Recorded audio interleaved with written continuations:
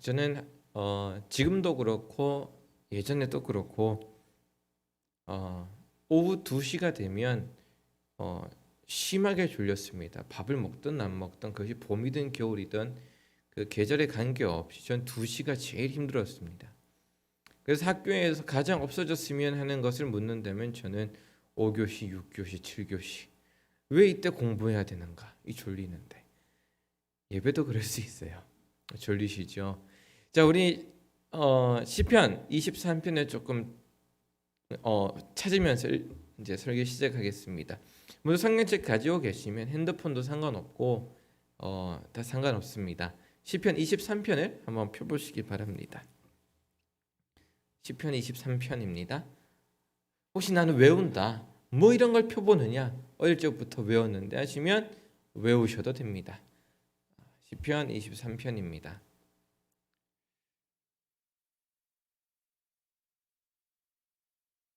제가 뭘 할지 모르시죠? 자, 앉아 계시는 분들 중에 제가 지목하겠습니다. 1절, 2절 크게 그 자리에서 읽어주시면 됩니다. 김민숙 권사님 1절 한 번만 읽어주세요. 네, 백이환 집사님 2절 한번 읽어주세요.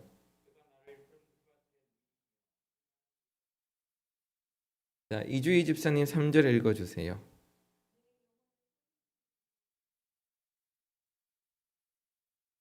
네, 황경석 장로님 4절 한 번만 읽어주세요.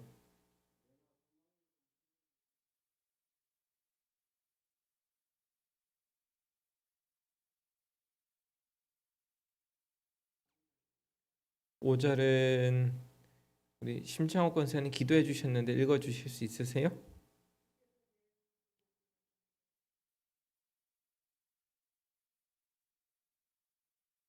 자, 6절은 우리 다 같이 읽겠습니다. 내 평생의 선하심과 인자하심이 반드시 나를 따르리니 내가 여호와의 집에 영원히 살리로다. 아멘. 자, 이제 저를 보시고 시편 23편을 우리가 읽으면 여러분들은 어떠실지 모르겠지만 저는 개인적으로 이 쉴만한 물가라는 단어가 제일 눈에도 머리에도 마음에도 많이 와닿아요. 주님께서 우리에게 본질적으로 주고자 하시는 게 이 쉼이라고 저는 생각을 하기 때문에 제일 많이 눈에 남아요. 이 강원도 속초시에 가게 되면 큰 호수가 2개가 있어요. 영랑호가 있고 이제 청초 호수가 있는데 이 호수들의 특징은 다 바다랑 연결이 되어 있는 호수라는 거예요. 저는 개인적으로는 영랑호라는 호수를 참 좋아했는데 이 영랑호로 진입하는 입구가 몇 개 있는데 크게 2군데가 있어요. 이 영랑호에 진입하는 입구 근처에 가보게 되면 쉴만한 물가라는 식당이 있습니다. 전에는 이탈리안 레스토랑까지도 뭐 파스타도 팔고 뭐 여러 가지 많이 팔았는데 지금은 카페로만 운영을 합니다. 제가 속초에서 이제 서울 오기 전까지만 해도 다 파는 식당이었는데 이 카페 뭐 식당은 이제 그 교회 어떤 이제 장로님 집사님 가정이 이제 운영하시는 식당이셨어요. 여기 이제 앉아서 밥을 먹으면 뭐가 좋냐면 이쪽이 그 오른벽 이제 유리벽에 마당이 있고 마당을 넘어서서 저쪽에 이제 영랑 호수가 크게 펼쳐져 있어요. 영랑호 호수가 이렇게 둘레 한 바퀴가 7.5km거든요. 굉장히 큰 호수예요. 큰 호수다 보니까 가끔 이게 갈릴리 바다인가라는 착각에 빠질 때도 있어요. 아, 갈릴리 바다가 야 이런 느낌일 수 있겠다라는 생각이 조금 들 때가 있어요. 여기서 이제 밥을 먹다가 보면 바람에 이게 이제 호수가 일렁이기도 하고 햇빛이 이렇게 내리다가 수면에서 깨져가지고 반짝반짝거리기도 하고 그다음에 이제 나무들이 많고 하니까 또 저쪽에는 설악산이 보이고 하니까 식사하는데 이게 정말 맛있어요. 이게 식사 맛은 뭐 2번째 치고 이 주변의 경관들이 너무 좋아요. 시편 23편을 읽을 때에 제 마음에 이게 떠오르는 이미지도 그거랑 비슷해요. 그래서 그분들도 쉴만한 물가라는 단어로 이제 식당 이름을 정하지 않으셨을까라고 생각을 해요. 근데 우리가 시편 23편을 이제 읽어보면 눈여겨볼 것이 있어요. 시편 23편은 쉴만한 물가만 이야기하고 있지 않다라는 거예요. 우리가 너무 사는 게 고단한 나머지 이 쉴만한 물가, 하나님이 나를 의의 길로 인도하시고 이 선하심과 인자하심이 이게 이런 거는 보이는데 이 4절하고 5절은 이게 그냥 눈에서 스킵하고 지나갈 때가 막 읽어도 그냥 훅 하고 지나가고 6절이 다시 읽히기도 하고 그래요. 근데 분명한 것은 시편 23편은 쉴만한 물가도 이야기하고 계시고 그 다음에 의의 길도 이야기하고 계시고 사망의 음침한 골짜기도 이야기하시고 원수들도 이야기하고 있어요. 그러니까 목자이신 여호와께서 나를 이끌어 가시는 삶이 쉴만한 물가만 있는 것은 아니에요. 쉴만한 물가도 있고 의의 길도 있고 사망의 음침한 골짜기도 있고 때로는 원수 같은 상황들이랑 원수들을 만날 때도 있어요. 나를 너무나 힘들게 하는 사람들도 만날 때도 있고 내 마음에 너무 위로가 되는 사람들을 만날 때도 있고 하나님이 이끄시는 삶에는 이게 다양해요. 그러다 보니까 여기냐 저기냐가 중요한 것은 아니에요. 시편 23편의 초점은 어디에 있냐면 하나님이 나의 목자시다. 여기 있든 저기 있든 관계없이 그분이 내 목자이시기 때문에 나는 괜찮아 라고 이야기하는 게 시편 23편이에요.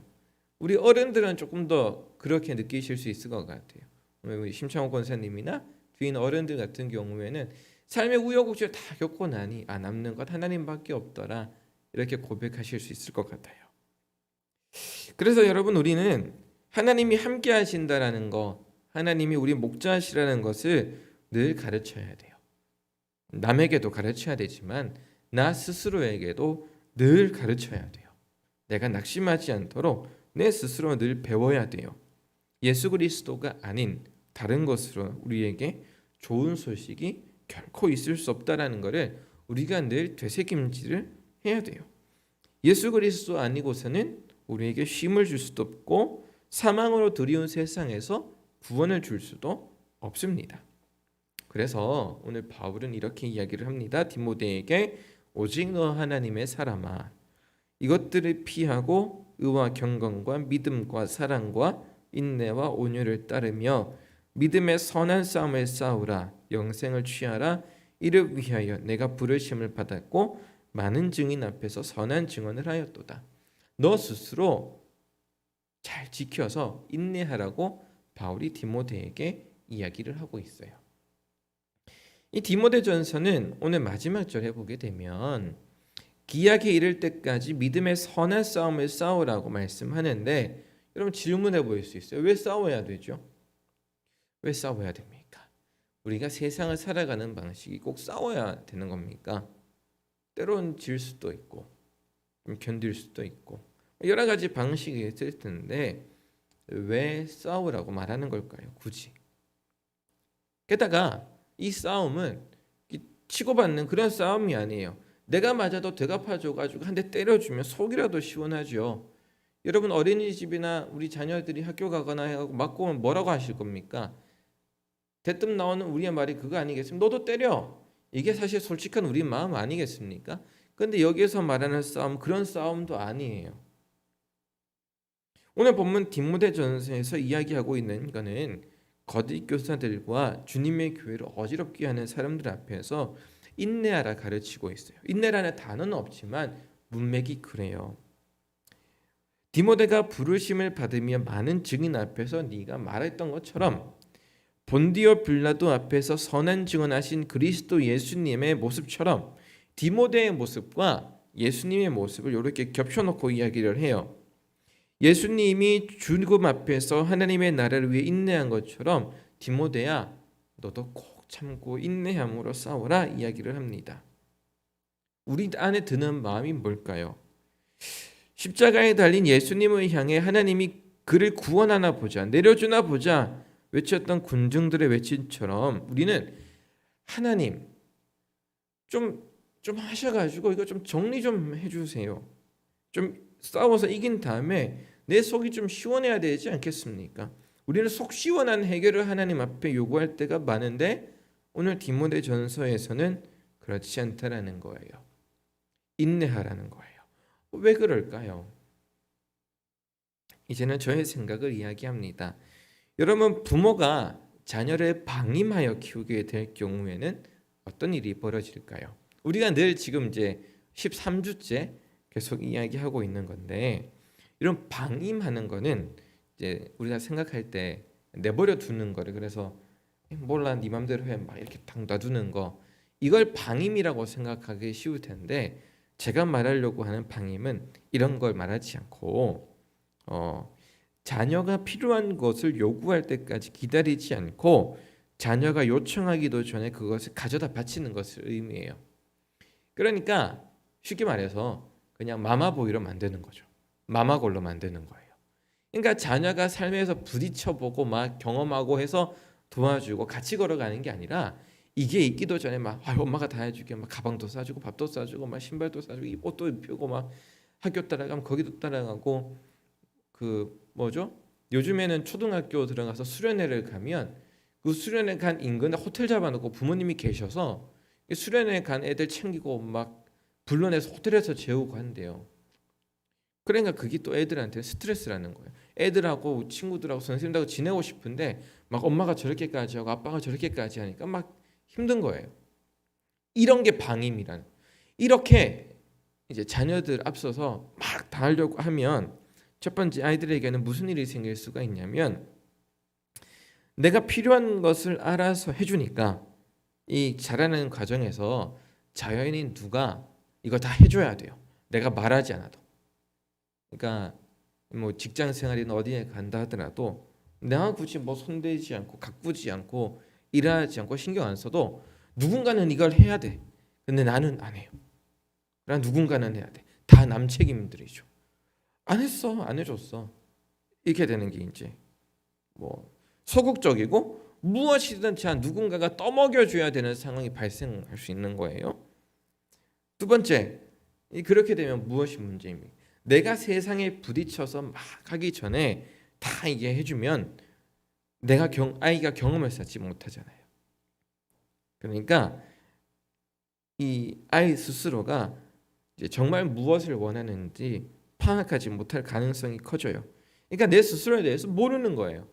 이게 부딪혀 봐서 이게 좋은 거 싫은 거 구분해내 가면서, 때로는 친구들과 싸우기도 하고 뭐 화해하기도 하면서 나 스스로를 알아가는데, 부모가 지나치게 간섭하게 되면 아이가 이제 자기 자신에 대해서 파악하는 게 불가능해질 가능성이 커져요. 그래서 이 방임된 자녀는 무슨 문제가 생기냐면, 자기가 살아가는 일상이 매우 지루해질 가능성이 큽니다. 이 모든 것은 내가 노력하고 도전하여 획득하지 않아도 다 주어져 있으니까 무슨 재미가 있습니까? 백이한 집사님, 스타크래프트 아세요? 여러분, 스타크래프트라는 게임이 있어요. 그 굉장히 유명했던 게임인데, 이게 이제 일꾼을 보내서 자원을 채집한 다음에 전쟁을 하는 게임인데, 이게 치트키라고 있습니다. 치트키라고 있는데, 이 유저가 이 게임을 하는 사람이 자원을 모아가지고 열심히 모아가지고 병력도 뽑고 싸우기도 하고 지다가 밀리다가 다시 역전도 해보고 하면 이게 재밌는데, 이게 쇼미더머니라는 걸 치는 순간 일정한 자원이 나한테 와서 아주 쉽게 이길 수 있어요. 다른 사람들은 100원 모았는데 나는 10,000원 모은다 생각해 보십시오. 순식간에 이길 수 있죠. 근데 중요한 건 뭐냐면 재미가 없어져요.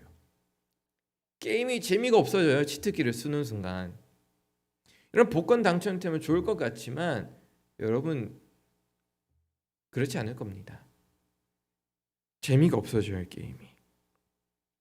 여러분, 부모가 자녀의 요청과 노력이 없음에도 불구하고 먼저 부모가 판단해서 자녀에게 일정한 도움을 주게 되면, 안전과 생명에 관한 것 제외하고 위험한데 이거는 개입해서 이게 빼내야죠. 그런데 그게 아닌 이상 너무 하게 되면 자녀는 자기의 삶을 사는 동안 쉽게 실증내고 외로워하고 온갖 활동에 흥미를 느끼지 못할 가능성이 큽니다. 자기는 손가락 하나 까딱하지 않으면서 다른 사람들이, 저 사람이 자기를 위해 모든 것을 해주기를 바래요. 안 해주면 마음속으로 꽁하니 아무 말도 못하고 불만만 있죠. 이 방임이라고 하는 것, 부모의 지나친 간섭은 부모의 역할을 하는 것이 아니라 오히려 못하는 것이 돼요. 결국 이렇게 되면 자녀는 감동, 감사, 기대, 기쁜, 만족스러운, 사랑스러운, 걱정, 긴장, 당황하는, 두려움, 무서운, 답답한, 미움, 분한, 억울한, 짜증나는, 귀찮은, 무관심한, 부끄러운, 부러운, 괴로운, 그리움, 막막한, 미안한, 서운한, 슬픔, 이런 다양한 감정들을 스스로가 경험하고 이겨내고 스스로가 이렇게 성장해 나아가야 되는데 그게 지연될 가능성이 커져요. 하나님의 마음이 그런 거 아닐까 싶습니다. 제 생각에. 우리가 믿음의 싸움을 계속 싸워서 우리가 고생하고 부딪히고 피곤하고 막 이렇게 해야 되는 이유는 아까 말했던 방임하지 않으려는 하나님의 모습은 아닐까라고 생각을 하는 거죠. 하나님의 오래 참으심. 그래서 하나님의 오래 참으심은 우리를 향한 무응답이 아니라 굉장히 적극적이고 건강한 반응인 거예요. 우리가 기도하고 하나님 앞에 필요를 이야기하는데도 하나님이 전혀 움직이는 것 같지가 않아. 하나님 저 사람한테 저게 필요한데 그러나 하나님 볼 때는 아닐 수 있다라는 것. 그 사람이 하나님의 사람으로 성장하기 위해 필요한 과정들이라면 하나님은 아주 굳세게 인내하실 것이라는 거죠. 아이가 태어나서 성장하는 동안 스스로 해내어야 할 일들이 있고 그것을 해내어야 비로소 성장해야 되는 것처럼 사도 바울이 볼 때의 디모데도 그렇다라는 거예요.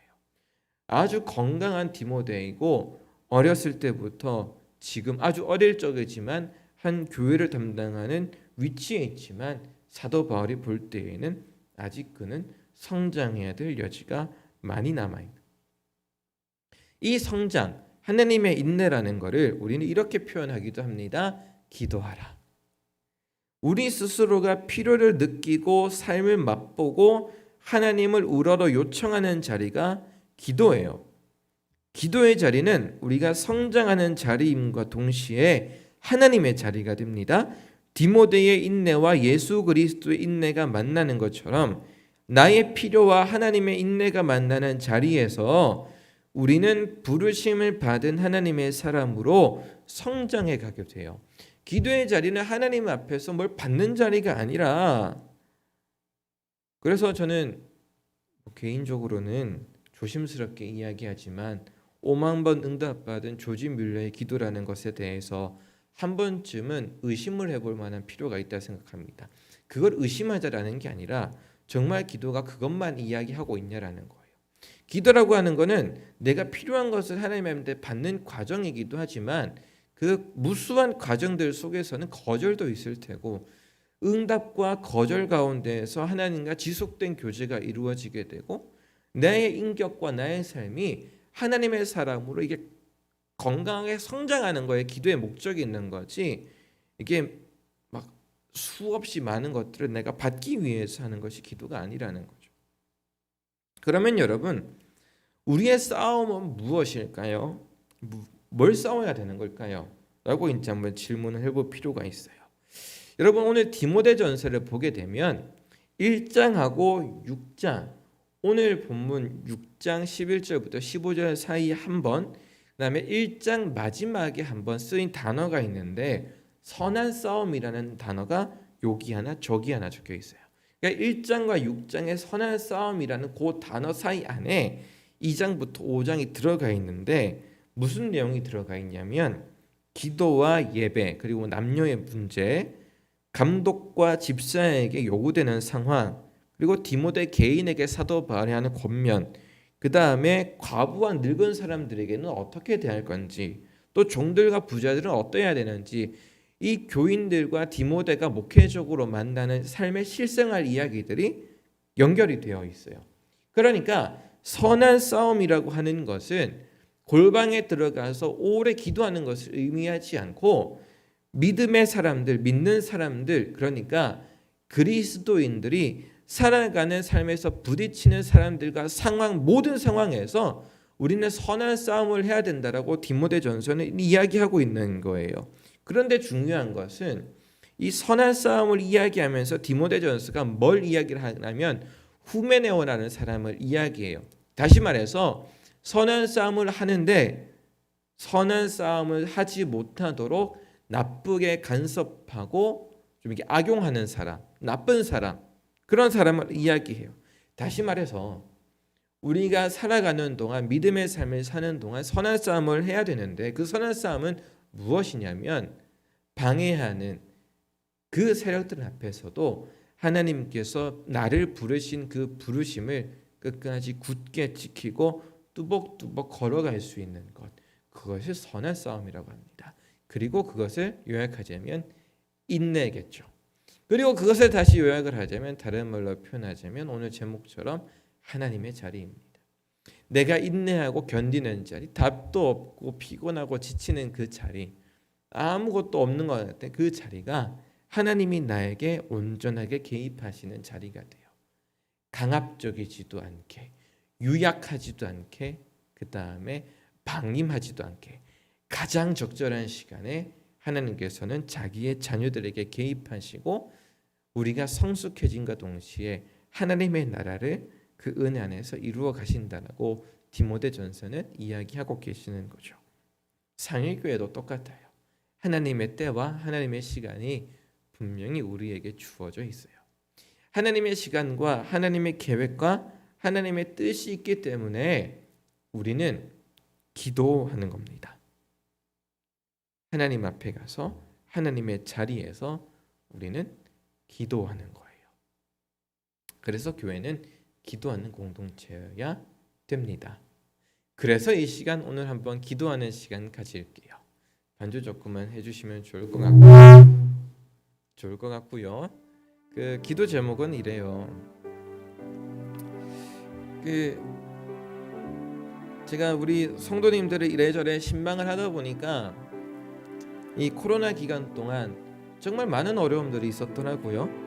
그러니까 물어보지 않고 질문하지 않는다면 어느 누구에게도 말하지 않았을까 어려움들이 참 많아요. 성도님들에게. 근데 여러분들 모두에게도 그러시겠죠. 또 인생을 살아오는 기간 동안 정말 얼마나 많은 어려움들이 있었겠습니까? 믿음을 싸움을 사는데. 그래서 시편 23편에서 이야기하는 것처럼 사망의 음침한 골짜기로 걸어가는 것 같은 그 경험들 우린 모두 다 하고 있잖아요. 하나님께 기도합시다. 하나님, 정말 나랑 함께하고 계시냐고, 하나님 나를 알고 계시냐고, 나 이만민을 알고 계시냐고, 나 누구를 알고 계시냐, 함께하고 계시냐고. 하나님, 오늘 또 내가 함께하시는 하나님을 오늘 기도의 자리, 예배의 자리에서 경험하기 원한다고 오늘 또 말씀해달라고 우리 잠잠히 한번 기도하도록 하겠습니다. 살아계신 하나님, 하나님 저와 함께하고 계시죠. 연약한 저와 하나님 동행하고 계시겠죠. 부족한 저에게 하나님 오늘 또 말씀하고 계시죠. 나에게는 지금 당장 이것이 필요한데, 나에는 지금